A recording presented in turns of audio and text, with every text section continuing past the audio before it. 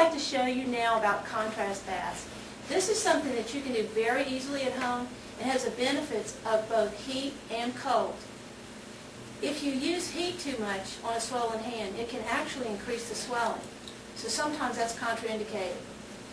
Using ice can be very helpful in decreasing swelling, but often it makes you stiffer. Contrast baths really have the benefits of both without having the side effects. You fill 2 containers up with water, one warm and one cold. The handout that we gave you tells you the exact degrees, but basically you want it to be comfortable. If you do have swelling, you always start in the cool side and end in the cool. We suggest 3 minutes in one and then alternating to the next for 3 minutes. I think you've been in 3 minutes, you can go ahead and switch to the next. It's really a vascular exercise where the heat tends to open up the blood vessels and then the cool tends to close it. Simplified swelling is also your blood vessels having some type of clog, and if this opening and closing helps you actually exercise the blood vessels so the swelling can be decreased. You can see also we try to keep the contrast baths as high as possible. Remember, to decrease swelling, we really want your hand above your heart. You can't quite do this with a contrast bath, but we have them as high as possible. Again, you have one cold and one hot, alternating back and forth, starting in the cold and ending in the cold if you have any trouble with swelling. If you don't, you can end in the heat and start in the heat, which is usually a little bit more comfortable. Do it at a comfortable temperature. Do not have a very, very high contrast between one and the other. That can actually cause problems. While you're in the contrast baths, you can go through any type of exercises that you've been instructed in, especially in the warm part, which is probably the most common. Your 3 fist exercises, which we've taught you, let's just review those real quickly. That would be a hook fist. I'll go up to the hook fist, where you keep your knuckle joints as straight as possible. Where you try to keep them as straight as possible. And that's sort of difficult. You can see how straight mine are. You can open and close, trying to keep those big knuckle joints as straight as you can. Try not to give into this. Very good. That's a hook fist. Then alternate into a straight fist, where you try to bend these joints as far as possible, trying to pull the tips of your fingers down as far as you can. While you're doing this, also concentrate on keeping your wrist back just a little bit, because that will help strengthen your wrist muscles. And then into a regular fist, curling and opening, curling and opening. The regular fist is very important, but please don't forget your hook and your straight fist. These are the ones people tend to forget. Also, your wrist exercises can be done in the contrast baths. Remember, down with the open hand, then down with the open hand, and up with a fisted hand. Down with the open hand, and up with a fisted hand.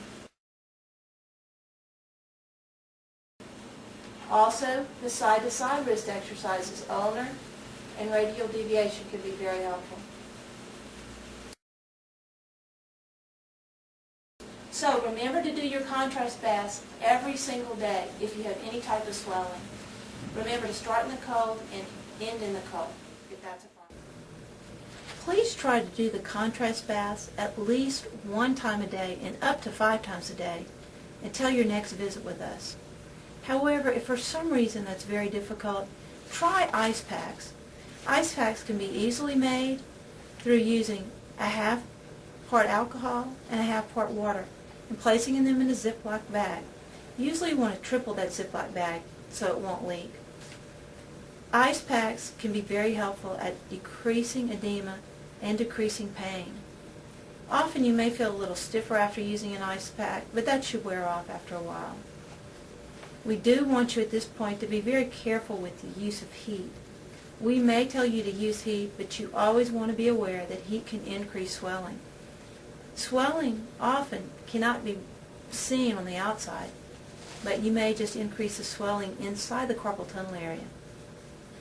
If that should happen, your pain and your numbness would be increased, most probably about 30 minutes to an hour after you've used the heat. So the important thing that you can do to manage and decrease your swelling at this point is to keep your hand elevated.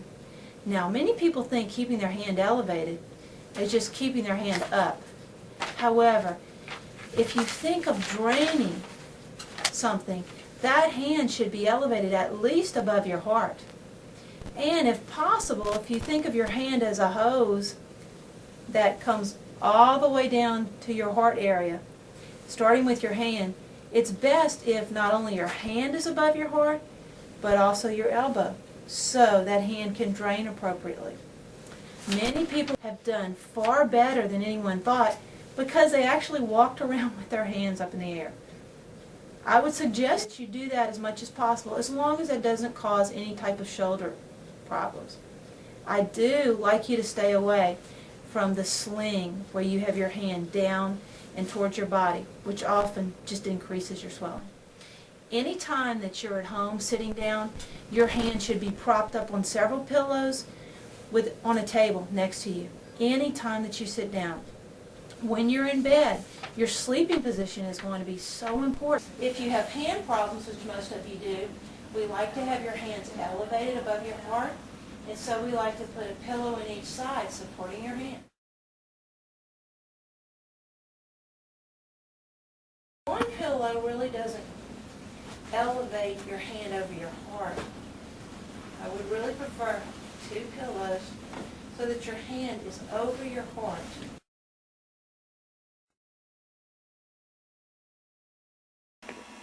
When you go home, remember to perform your exercises 5 to 10 times a day, remembering that 1-hour rule.